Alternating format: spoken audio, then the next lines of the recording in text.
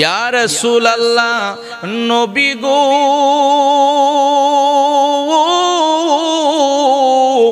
ও মায়ার নবী গো, ইয়া রাসূলুল্লাহ নবী গো, আমি তো আপনার স্ত্রী হযরতে আয়েশা সিদ্দিকা রাদিয়াল্লাহু তাআলা আনহা।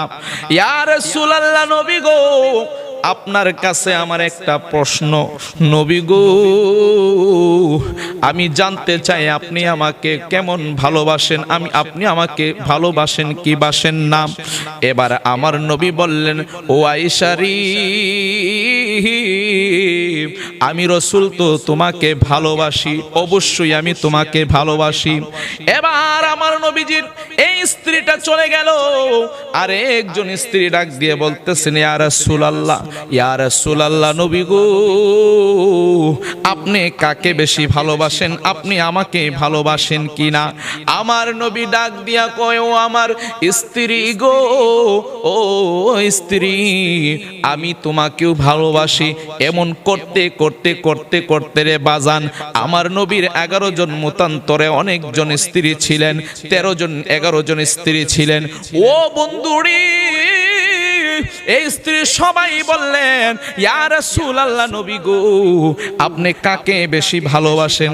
দেখেন আমার নবী কেমন নবীজি, আমার নবীজির কেমন ইনসাফ ছিল।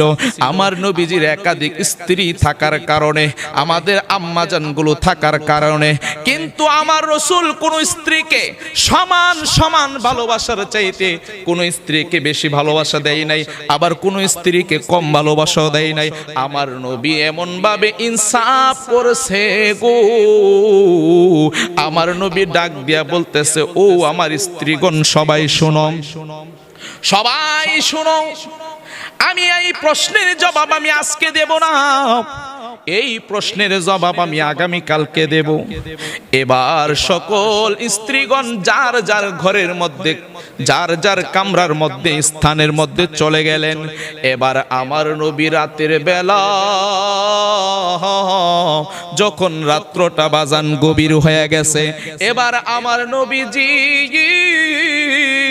একটা খেজুর নিলেন, একটা খেজুর নিয়ে আমার রাসূল একজন স্ত্রীর কাছে গেলেন, যাইয়া আমার রাসূল সালাম দিয়ে স্ত্রীর ঘরের মধ্যে প্রবেশ করলেন। আজকে অনেক মানুষ আছে স্ত্রীকে সালাম দেয় না। ও বন্ধুরি, সালাম দিলে সালামের জবাব পাওয়া যায়, সালাম দেওয়া হচ্ছে আমার রাসূলের সুন্নত, সালামের জবাব দেওয়া হচ্ছে ওয়াজিব। সালামের মাধ্যমে একে অপরকে ভালোবাসা দেওয়া হয়, একে অপরকে দোয়া করা হয়, একে অপরকে সান্ত্বনা দেওয়া হয়, একে অপরের মহাব্বত বাড়ে। আমার নবীজি ওই স্ত্রীকে সালাম দিলেন, দিয়ে ঘরের মধ্যে প্রবেশ করলেন আর বললেন, আমি তোমাকে একটা খেজুর দিলাম। কি দিয়েছেন? এক টুকরা খেজুর দিলেন আর বললেন, আমি তোমাকে ভালোবাসি।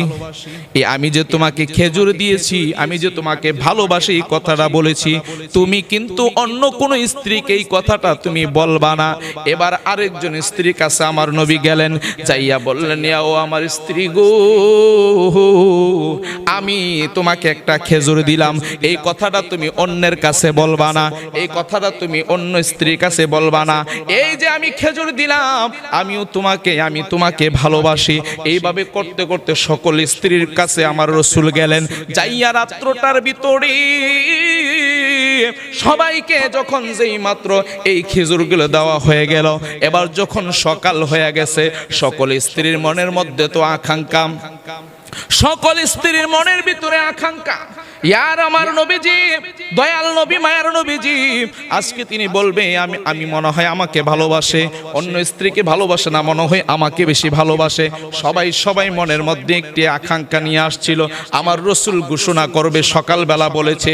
কিন্তু এবার যেই মাত্র সকল আম্মা জান গুলো যখন আমার নবীর দরবারে আসছে রে, আসার পরে বলতেছেন, ইয়া রাসূলুল্লাহ, ও গো মায়ার নবী গো, আপনি তো বলছিলেন যে আমাদেরকে বলবেন আপনি কাকে বেশি ভালোবাসেন। এবার আমার নবী কেমন ইনসাফের নবী আপনারা শুনে নেন। এই আজকের ওয়াজ থেকে বুঝে যান, আজকের আলোচনা থেকে বুঝে যান আমার রসুল প্রত্যেকটা স্ত্রীকে কেমন ভালোবাসতেন, কেমন ভাবে আমার রসুল সান্ত্বনা দিলেন, কেমন ভাবে আমার রসুল এটাকে গুছিয়ে দিলেন। যদি আমার রসুল বলে একজন স্ত্রীকে আমি তোমাকে ভালোবাসি, বাকি স্ত্রীগুলো কষ্ট পাবে, আরেকজনকে বললা আরেকজন কষ্ট পাবে। এই কারণে আমার রসুল বলছে রে গতকাল রাতের বেলা আমি যাকে খেজুর খাওয়াইছি আমি তাকেই বেশি ভালোবাসি। এবার প্রত্যেকটা স্ত্রী খুশি হয়ে গেল, বলতেছেন হাই রে আমার নবী তো আমার ঘরে আইসা আমার একটা খেজুর দিছে, আমার নবী আমারে ভালোবাসে। আরেকজন স্ত্রী মনে মনে করে নবী তো আমার একটা খেজুর দিছে, আমারও ভালোবাসে। এমন বলতে বলতে সবার অন্তর ঠান্ডা হয়ে গেছে, সবার কলিজা ঠান্ডা হয়ে গেছে, সবাই বুঝ পাইয়া গেছে এইটা হইল আমার নবীর স্ত্রীদের প্রতি মহাব্বত আর ভালোবাসা, আর আমার নবীর জ্ঞানের পরিচয়, আমার নবী ইনসাফের পরিচয়। একটা বার কি সুবহানাল্লাহ বলা যাবে না?